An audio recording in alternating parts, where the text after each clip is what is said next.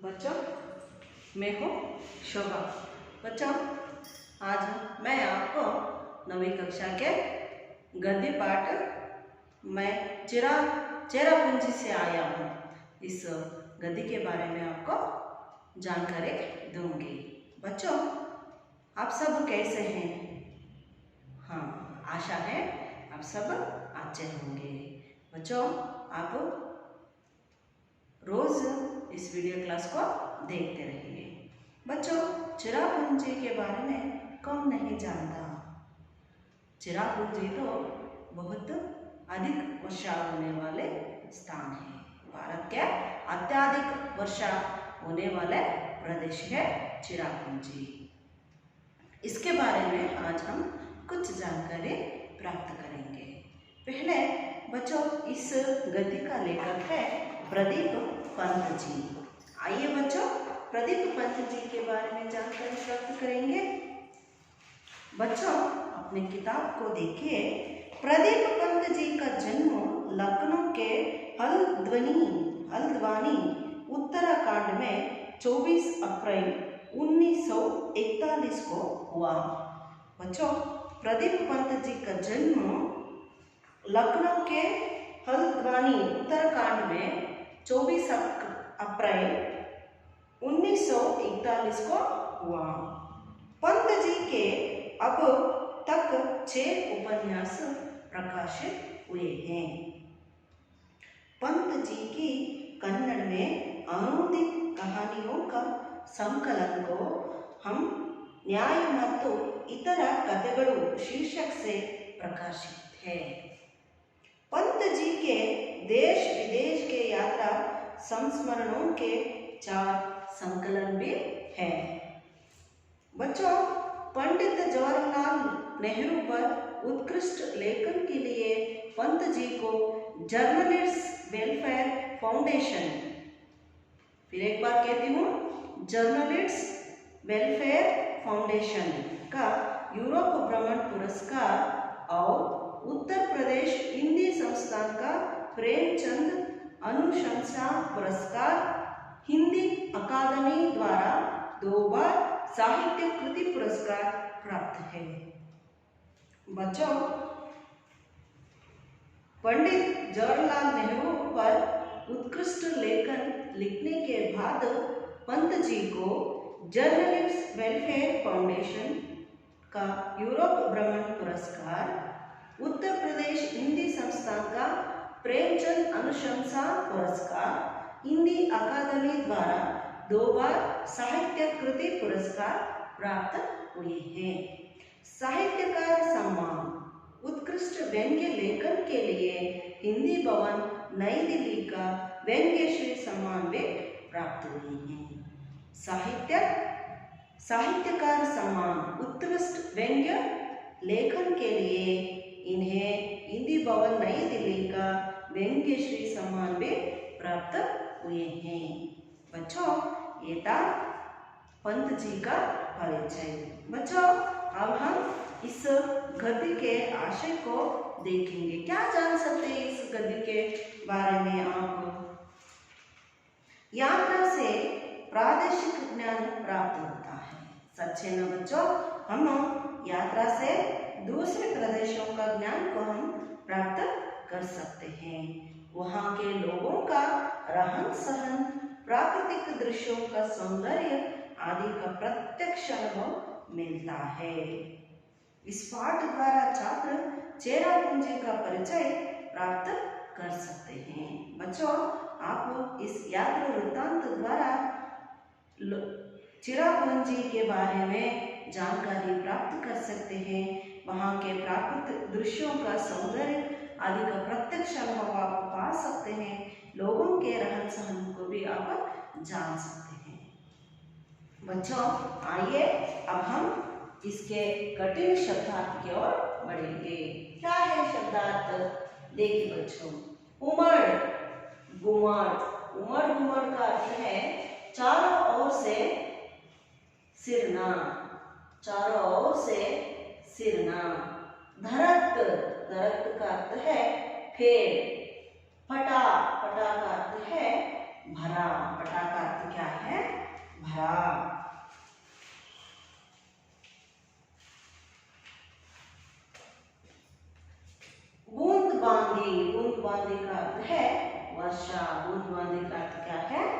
वर्षा। और बच्चों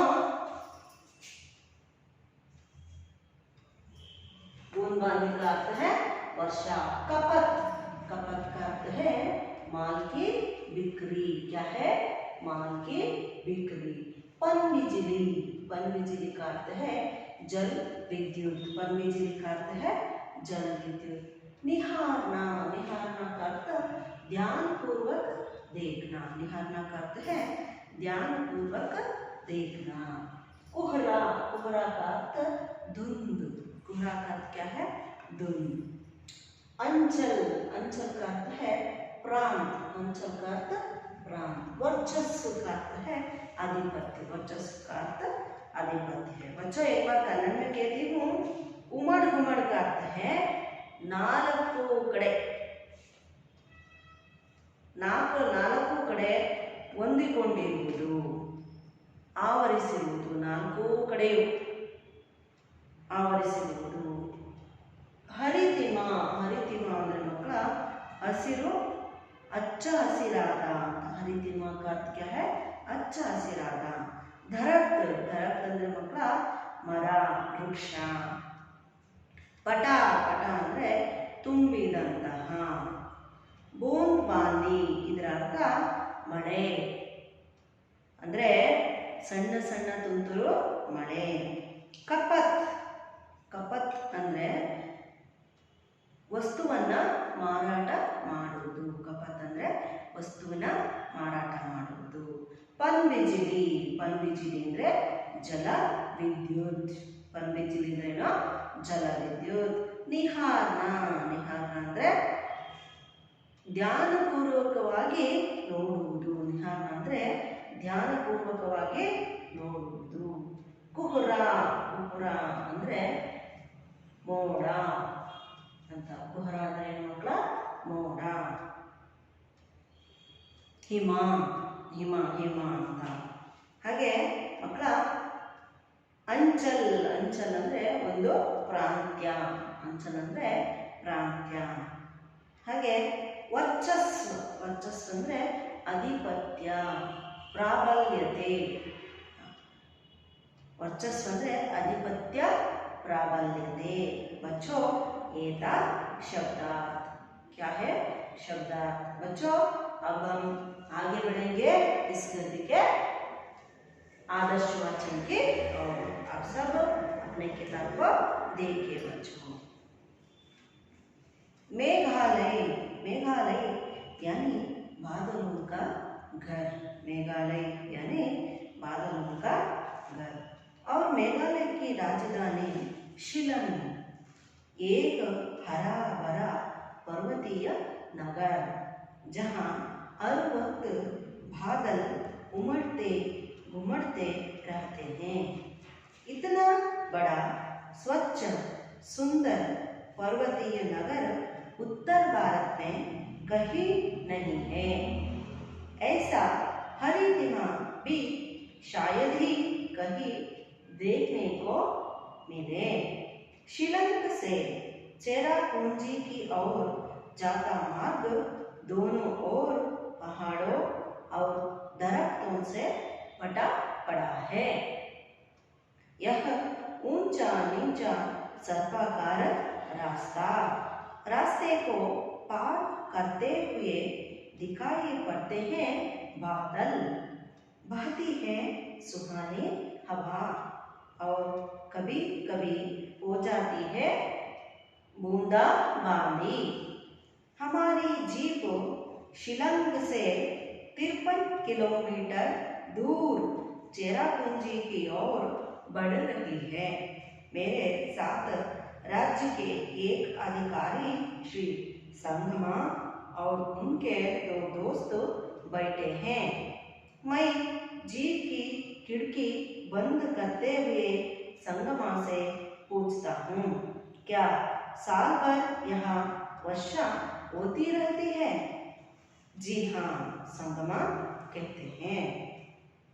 आपको जानकर ताज्जुब होगा कि मेघालय में खपत से ज़्यादा पनबिजली का उत्पादन होता है. हम अतिरिक्त बिजली अन्य राज्यों को दे देते हैं। ऐसा मैं सचमुच आश्चर्य से पूछता हूँ। संगमा कहते हैं, वैसे यदि यहाँ सभी गांव बिजली से जगमगा उठे तो भी अतिरिक्त बिजली का उत्पादन होता रहेगा। हम पहाड़ों को निहारते हुए आगे बढ़ रहे हैं। सड़क के उस पार पहाड़ी कोहरे से घिरी हुई है। 3 पर्वतीय अंचलों में बंटा हुआ है मेघालय, काशी पर्वत, गारो पर्वत और जयंतिया पर्वत। और इन्हीं 3 पर्वतीय अंचलों से बने हैं 5 जिले। हर अंचल के अपनी अलग संस्कृति है, रीति रिवाज, पर्व उत्सव है, लेकिन हर कहीं पारिवारिक व्यवस्था मातृसत्तात्मक है। भूमि, धन, संपत्ति सब माँ से बेटी को मिलती है। स्त्री का यहाँ वर्चस्व है। यह एहसास गुवाहाटी से मेघालय की सीमा में घुसने के साथ ही होने लगता है। तमाम दुकानों पर स्त्रियां सौदा बेचती और बेहिचक बतियाती दिखाई देती है।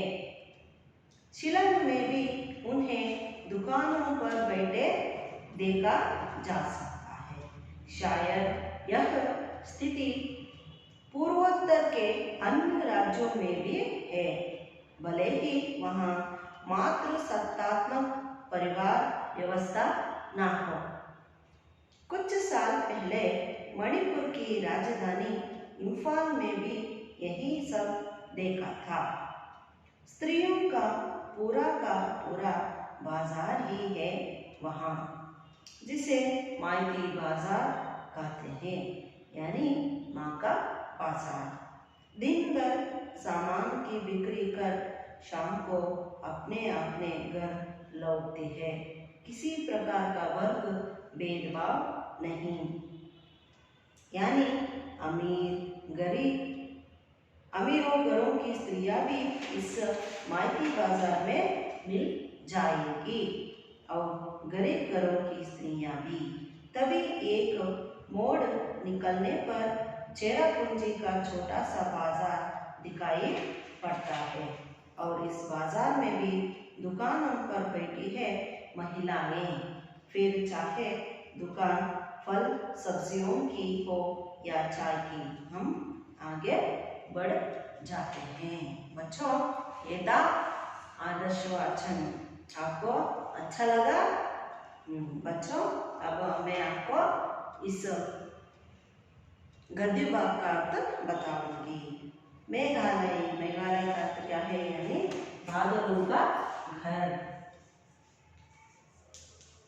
मेघालय, मेघों का आलय, मेघालय का घर है, बादलों का घर। बादलों का घर ही मेघालय है। और मेघालय की राजधानी शिलांग। मेघालय की राजधानी क्या है? कौन सा है? शिलांग। मेघालय की राजधानी शिलांग है। ऐसा ही बच्चों, एक शिलांग कैसा है आपको मालूम है बच्चों? मेघालय एक हरा भरा पर्वतीय नगर है। मेघालय हरा भरा पर्वत है जहाँ हर वक्त बादल उमड़ते रहते हैं।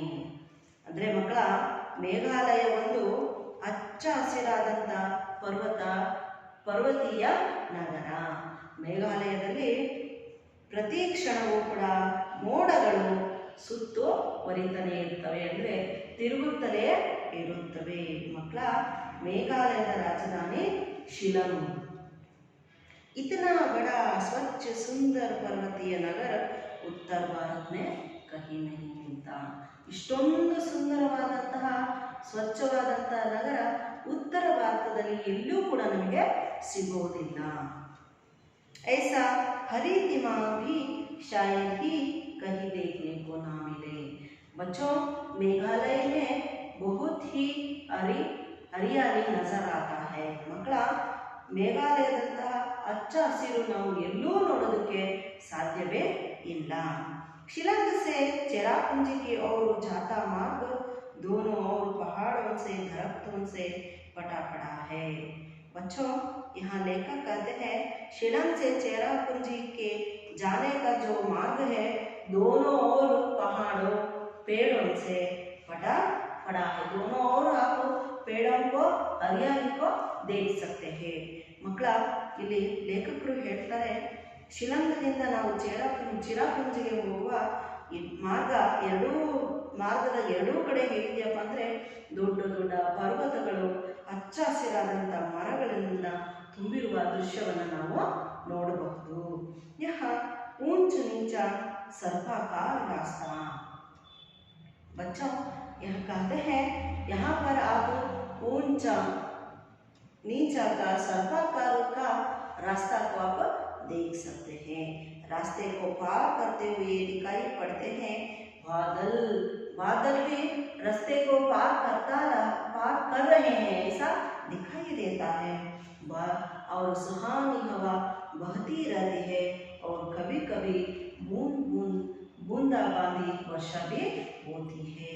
ಮಕ್ಕಳ, ಇಲ್ಲಿ ಲೇಖಕರು ಹೇಳ್ತಾರೆ ಇಲ್ಲಿ ಮೇಘಾಲಯ ಹೇಗಿದೆಯಪ್ಪ ಅಂದರೆ ಸಮತಟ್ಟಾಗಿಲ್ಲ ಮಕ್ಕಳ. ಅದು ತುಂಬ ಎತ್ತರ ತಗ್ಗು ದಿಬ್ಬುಗಳಿಂದ ಸೃಷ್ಟಿಯಾಗಿದೆ. ಅದು ಎತ್ತರ ಮತ್ತು ಕೆಳಗೆ ಎತ್ತರ ಮತ್ತು ತಗ್ಗಿನ ರೀತಿಯಲ್ಲಿ ಸರ್ಪಾಕಾರದ ರೀತಿಯಲ್ಲಿದೆ ಆ ಒಂದು ರಸ್ತೆ. ನಮಗೆ ಏನನ್ಸುತ್ತಪ್ಪ ಅಂದರೆ ಹಾವನ್ನು ನೋಡ್ತಾ ಇದ್ದೀವೋ ನಾವು ಸರ್ಪವನ್ನು ನೋಡ್ತಾ ಇದ್ದೀವಿ, ಸರ್ಪದ ಮೇಲೆ ಹೋಗ್ತಾ ಇದ್ದೀವೋ ಅನ್ನೋ ಹಾಗೆ ಅನಿಸುತ್ತೆ. ರಸ್ತೆಯನ್ನು ನಾವು ದಾಟುವಾಗ ನಮಗೆ ಮೋಡಗಳು ಕೂಡ ರಸ್ತೆಯನ್ನು ದಾಟ್ತಾ ಇದ್ದಾವೋ ಅಂತ ಅನಿಸುತ್ತೆ. ಜೊತೆಗೆ ತಣ್ಣನೆ ಆದಂಥ ಹಿತವಾದಂಥ ಗಾಳಿ ಬೀಸ್ತಾ ಇರುತ್ತೆ. ಜೊತೆಗೆ ಕೆಲವೊಮ್ಮೆ ತುಂತುರು ಮಳೆ ಹನಿಯು ಕೂಡ ಬೀಳುತ್ತಾ ಇರುತ್ತದೆ. हमारी जीप शिलांग से 53 किलोमीटर दूर चेरापूंजी की ओर बढ़ रही है. ಮಕ್ಕಳ, ಇಲ್ಲಿ ಲೇಖಕರು ಹೇಳ್ತಾರೆ ಇವರ ಜೀಪು ಶಿಲಾಂಗದಿಂದ 53 ಕಿಲೋಮೀಟರ್ ದೂರದಲ್ಲಿರುವಂಥ ಚಿರಾಪುಂಜಿಯ ಕಡೆಗೆ ಸಾಗ್ತಾ ಇತ್ತು. मेरे साथ राज्य के एक अधिकारी श्री संगमा और उनके दो दोस्त भी बैठे थे. लेखक के साथ उस राज्य के अधिकारी संगमा और उनके दो दोस्त बैठे थे. मैं जीप की खिड़की बंद करते हुए संगमा से पूछता हूँ, क्या यहाँ साल भर वर्षा होती रहती है? जी हाँ, संगमा कहते हैं. ಮಕ್ಕಳ, 53 ಕಿಲೋಮೀಟರ್ ಚೇರಾಪುಂಜಿಯ ಕಡೆಗೆ ಹೋಗ್ತಾ ಇರುವಾಗ ಲೇಖಕರ ಜೊತೆಗೆ ಆ ರಾಜ್ಯದ ಅಧಿಕಾರಿಯಾದಂಥ ಶ್ರೀ ಸಂಗಮಾರವರು ಹಾಗೂ ಅವರ ಜೊತೆ ಇಬ್ಬರು ಸ್ನೇಹಿತರು ಕೂಡ ಕುಳಿತಿರ್ತಾರೆ. ಆ ಜೀಪಿನ ಕಿಟಕಿಯನ್ನು ಬಂದ್ ಮಾಡಿದಂಥ ಸಂಗಮಾರವರಿಗೆ ಇವರು ಲೇಖಕರು ಕೇಳ್ತಾರೆ, ಇಲ್ಲಿ ವರ್ಷ ಪೂರ್ತಿ ಮಳೆಯಾಗುತ್ತಾ ಅಂತ ಕೇಳ್ತಾರೆ. ಅವಾಗ ಸಂಗಮಾರವರು ಹೌದು ಅಂತ ಉತ್ತರ ನೀಡ್ತಾರೆ. आपको जानकर ताज्जुब होगा कि मेघालय में खपत से ज़्यादा पनबिजली का उत्पादन होता है. बच्चों, यहाँ पर संगमा जी कहते हैं आपको जानकर आश्चर्य होगा कि यहाँ पर खपत यानी मांग की बिक्री से ज़्यादा जल विद्युत का उत्पादन होता है.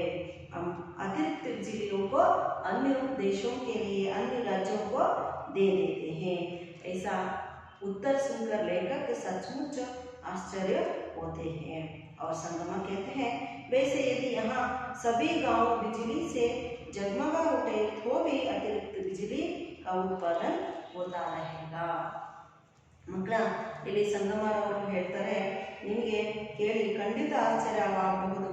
ಇಲ್ಲಿ ವಸ್ತುಗಳ ಮಾರಾಟಕ್ಕಿಂತಲೂ ಅತಿ ಹೆಚ್ಚಾಗಿ ಜಲವಿದ್ಯುತ್ತನ್ನು ಉತ್ಪಾದಿಸಲಾಗುತ್ತದೆ. ಈ ಚಿರಾಪುಂಜಿಯ ಎಲ್ಲ ಹಳ್ಳಿಗಳು ಕೂಡ ವಿದ್ಯುತ್ತಿನಿಂದ ಕಂಗೊಳಿಸಿದರೂ ಸಹ ಎಲ್ಲ ಗ್ರಾಮಗಳಲ್ಲೂ ಕೂಡ ಅತಿ ಹೆಚ್ಚು ವಿದ್ಯುತ್ತನ್ನು ಬಳಸಿಯೂ ಕೂಡ ಇನ್ನೂ ಅತಿ ಹೆಚ್ಚು ಜಲವಿದ್ಯುತ್ ಇಲ್ಲಿ ಉಳಿತಾಯ ಆಗುತ್ತೆ. ಆ ಜಲವಿದ್ಯುತ್ತನ್ನು ನಾವು ಬೇರೆ ರಾಜ್ಯಗಳಿಗೆ ಕೊಟ್ಟು ಬಿಡ್ತೇವೆ.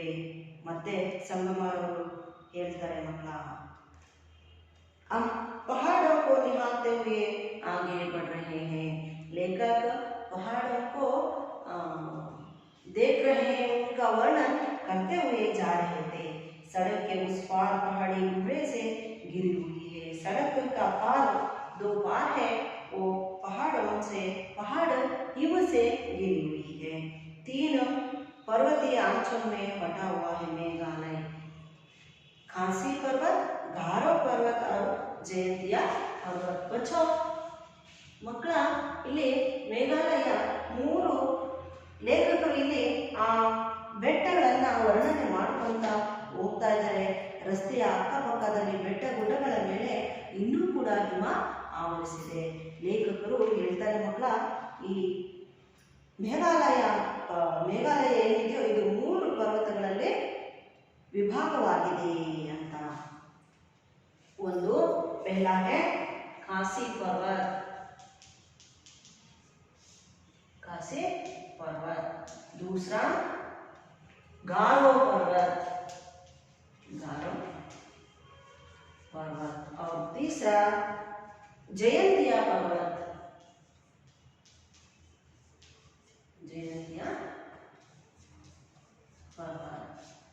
ಮಕ್ಕಳ, ಮೇಘಾಲಯ 3 ಪ್ರದೇಶಗಳಲ್ಲಿ ಹಂಚಿಗೆ ಹೋಗಿದೆ, ವಿಂಗಡಣೆಯಾಗಿದೆ, ವಿಭಾಗವಾಗಿದೆ.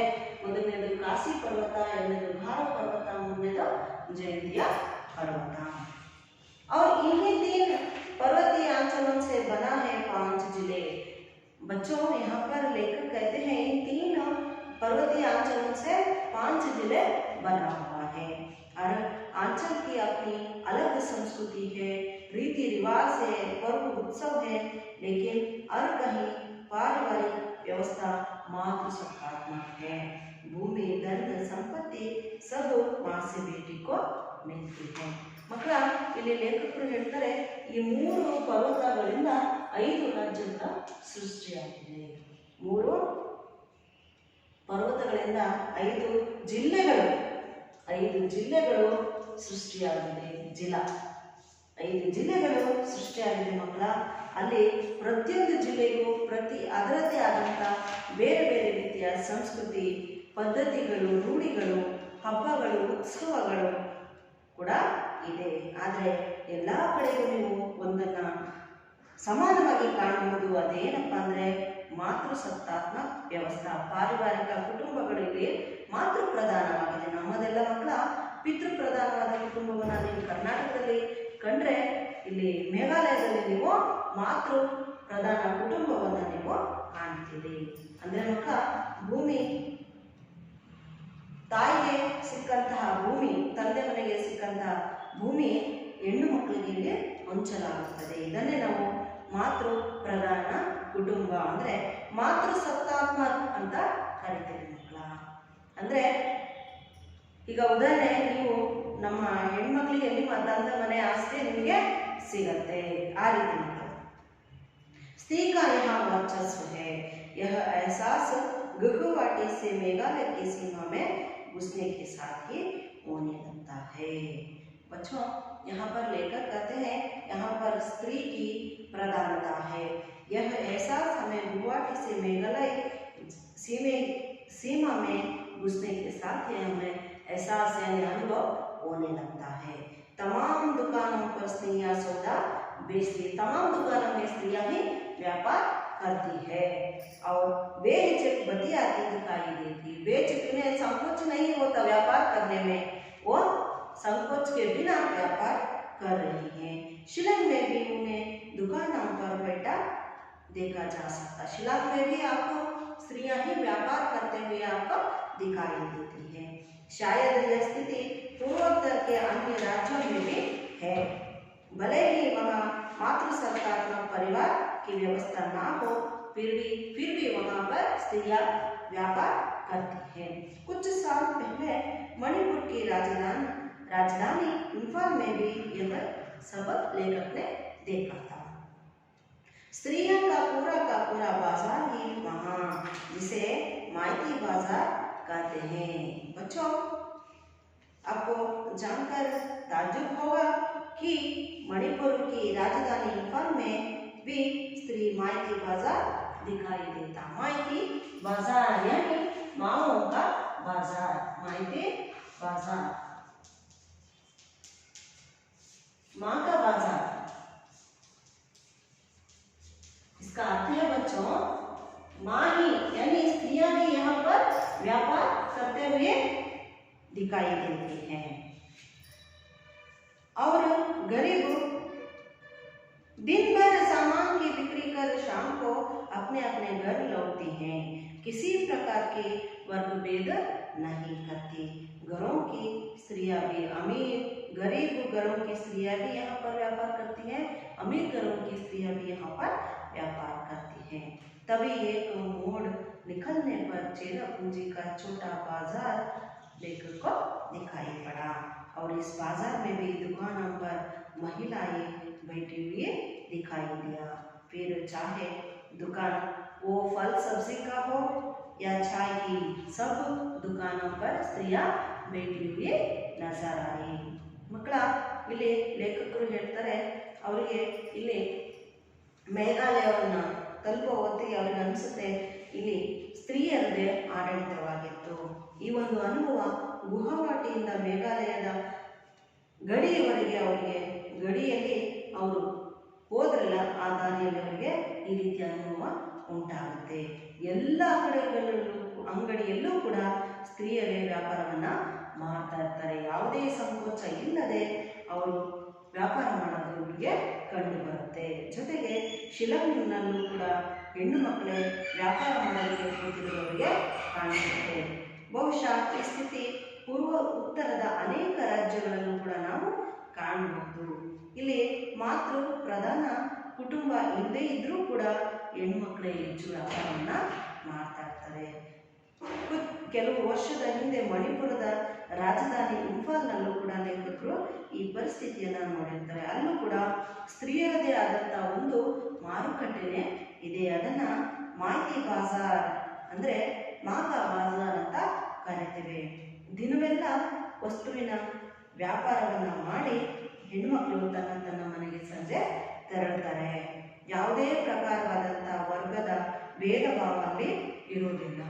ಶ್ರೀಮಂತ ಮನೆಯ ಸ್ತ್ರೀಯರು ಕೂಡ, ಬಡವರ ಮನೆಯ ಸ್ತ್ರೀಯರು ಕೂಡ ವ್ಯಾಪಾರವನ್ನು ಮಾಡ್ತಾ ಇರ್ತಾರೆ. ಚಿರಾಪುಂಜಿಯ ಈ ಒಂದು ಚಿಕ್ಕ ನಗರದಲ್ಲಿ ಈ ಮಾರುಕಟ್ಟೆಯನ್ನು ನೋಡಿ ಅವರಿಗೆ ಆನಂದವಾಗುತ್ತೆ. ನಂತರ ಇವರು ಚಿರಾಪುಂಜಿಯ ಈ ಮಾರುಕಟ್ಟೆಯಲ್ಲಿ ಹೆಣ್ಣುಮಕ್ಕಳು ಕೇವಲ ಬೆಲೆ ಬಾಳುವ ವಸ್ತುವಿನ ಅಂಗಡಿ ವ್ಯಾಪಾರವನ್ನು ಮಾತ್ರ ಮಾಡ್ತಿರಲಿಲ್ಲ ಮಕ್ಕಳ. ಟೀ ಅಂಗಡಿ ಆಗಿರ್ಬೋದು ಅಥವಾ ತರಕಾರಿ ಅಂಗಡಿಯಲ್ಲೂ ಕೂಡ, ಜೊತೆಗೆ ಕಾಫಿ ಟೀ ಮಾರುವಂಥ ಅಂಗಡಿಯಲ್ಲೂ ಕೂಡ ಹೆಣ್ಣು ಮಕ್ಕಳೇ ಟೀಯನ್ನು ಮಾಡೋದವರೇ ವ್ಯಾಪಾರವನ್ನು ಮಾಡ್ತಾ ಇರ್ತಾರೆ ಮಕ್ಕಳ. ಇದನ್ನು ನೋಡಿ ಲೇಖಕರು ಮುಂದೆ ಚಲಿಸ್ತಾರೆ. ಎಲ್ಲೂ ನೋಡಿದ್ರು ಸ್ತ್ರೀಯರದೇ ಆಡಳಿತ ಆಗಿರುತ್ತೆ. ಎಲ್ಲೂ ನೋಡಿದ್ರು ಕೂಡ ಹೆಣ್ಮಕ್ಳೇ ವ್ಯಾಪಾರವನ್ನು ಮಾಡ್ತಾ ಇರ್ತಾರೆ ಮಕ್ಕಳ. ನೀವು ಯೂಟ್ಯೂಬಲ್ಲಿ ಹೋಗಿ ಮೇಘಾಲಯ ಅಂತ ಕೊಟ್ಟು ನೀವು ಮಾಯಿತಿ ಬಾಜಾರ್ ಅಂತ ಹೊಡೆದ್ರೆ ನೀವು ಆ ಒಂದು ದೃಶ್ಯವನ್ನು ನೋಡಬಹುದು. बच्चों, ये था चिरापुंजी का माइती बाजार का वर्णन. आपको समझ में आया? कुछ ना कुछ समझ में आया बच्चों? मैं आपको एक गृह कार्य देती हूँ कल के लिए. कल के लिए आपको एक गृह कार्य है. आपको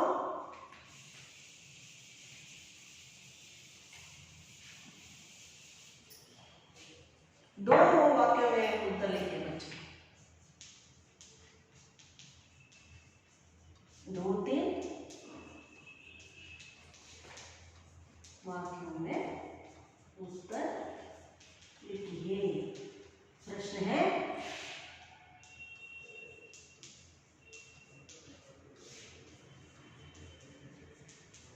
माइती बाजार का